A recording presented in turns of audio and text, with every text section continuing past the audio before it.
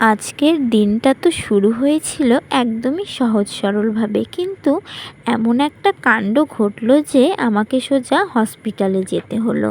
So hello everyone, তোমরা সকলে কেমন আছো? আশা করছি তোমরা সকলেই খুব ভালো আছো। ভগবানের আশীর্বাদ ও তোমাদের ভালোবাসায় আমরাও ভালো আছি। তো চলে এসেছি আরও একটি ভিডিও নিয়ে। তো আমার এই ছোট্ট ভিডিওতে তোমাদের অনেক অনেক স্বাগত। আশা করছি ভিডিওটি তোমাদের ভালো লাগবে।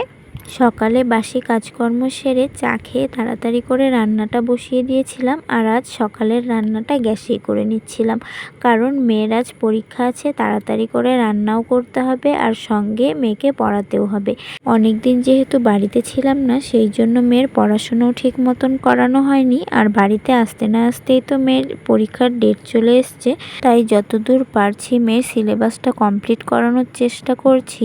তবুও ছোট মানুষ, অতটা বেশি তো চাপ দেওয়া যাবে না। তারপর রান্না কমপ্লিট করে মেয়েকে খাইয়ে স্নানে পাঠিয়ে দিয়েছি। আর এদিকে দেখি তোমাদের দাদাভাই আমাদের গাছের এই ফলটা কাটছিল। তো এই ফলটিকে তোমরা কি নামে চেনো আমাকে অবশ্যই কমেন্টে জানিও।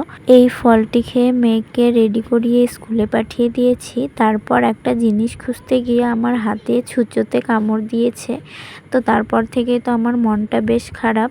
ডান হাতে কামড়েছিল বলে আমি হাত দিয়ে খাবারটাও খেতে পারছিলাম না। তোমাদের দাদাভাই মেখে দিয়েছিল আর আমি চামচ দিয়ে তুলে খাচ্ছিলাম। ওদিকে মেয়ের পরীক্ষা শেষ হয়ে বাড়িতে চলে এসছে, আর আমি এদিকে স্নান সেরে পুজো কমপ্লিট করে তারপর রেডি হয়ে গেছি হসপিটালে যাওয়ার জন্য। আর ইঞ্জেকশনের নাম শুনে তো আমার ভীষণই ভয় লাগছিল। তারপর আমরা চলে এসেছিলাম হসপিটালে। আর আজকের আকাশটা এতটা সুন্দর লাগছিল, পুরো ঝলমলে রোদ্দুর উঠেছিল আজ অনেক দিন পর। হসপিটালে যেতে একটু বেলা হয়ে গেছিলো, আর একটু দেরিতে আসলে হয়তো ইঞ্জেকশনটা নিতেই পারতাম না, সেই জন্য একটু ভিড়টা কম ছিল। তারপর আমরা ওষুধ নিয়ে বাড়ি চলে এসেছি। আর আসার পথে চিকেন নিয়ে এসেছিলাম, তো সেটাই বানিয়ে নিচ্ছিলাম। তো আজ এ পর্যন্তই। তো তোমাদের আমার এই ভিডিওটি কেমন লেগেছে অবশ্যই কমেন্ট করে জানিও। আর আমার ভিডিওগুলি যদি তোমাদের ভালো লেগে থাকে, লাইক কমেন্ট শেয়ার করে আমার পাশে থেকো। তো দেখা হবে অন্য কোনো ভিডিওতে। এখনকার মতন টাটা।